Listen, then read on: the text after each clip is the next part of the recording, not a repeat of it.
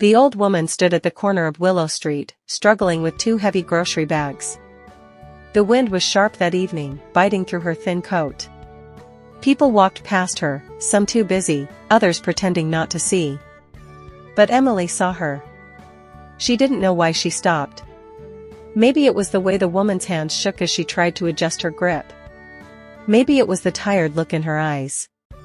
Either way, Emily found herself stepping forward. "Ma'am, let me help you with those," she said, reaching for the bags. The old woman looked up, surprised.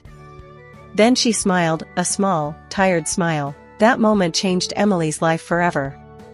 Emily was 25, working 2 jobs just to keep up with rent in a small apartment in Chicago. During the day, she worked as a waitress in a downtown diner. At night, she cleaned offices. It wasn't the life she had dreamed of, but she was determined to make it work.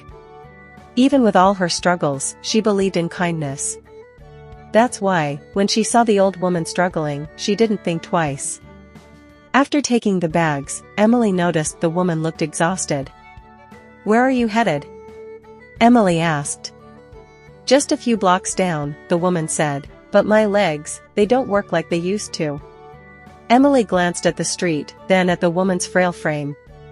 She couldn't just leave her. "I'll walk with you," she offered. They walked slowly. Carefully.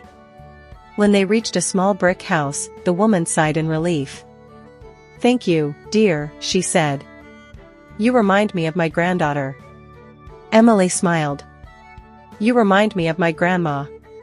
Before leaving, Emily handed the woman a few dollars. "Please, buy yourself something warm." The old woman squeezed her hand.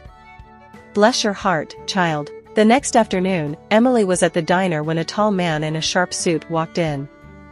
He looked out of place, the kind of person who usually dined in fancy restaurants, not small-town diners.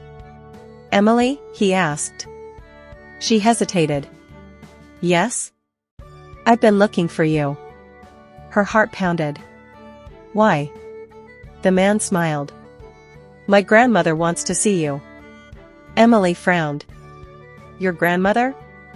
He nodded. "Mrs. Eleanor Whitmore." Emily's eyes widened. "She told me everything," he continued. "I want to thank you." That's when she learned the truth. The old woman wasn't just any grandmother, she was the matriarch of the Whitmore family, one of the wealthiest families in the country. And the man standing before her? Jack Whitmore, CEO of Whitmore Enterprises. Jack took Emily to his grandmother's home, a grand estate outside the city. Mrs. Whitmore hugged her tightly. "You have a good heart, my dear," she said. Jack sat across from Emily. "You helped my grandmother when no one else did," he said. "Tell me, how can I help you?" Emily shook her head. "I don't need anything." Jack smiled. "That's exactly why you deserve everything." Despite her protests, the Whitmore family paid off her student loans, gave her a job at their company, and even helped her move into a better apartment. Emily never expected anything in return for her kindness. But in the end, kindness found its way back to her. And it all started with a simple act, being a woman on Willow Street.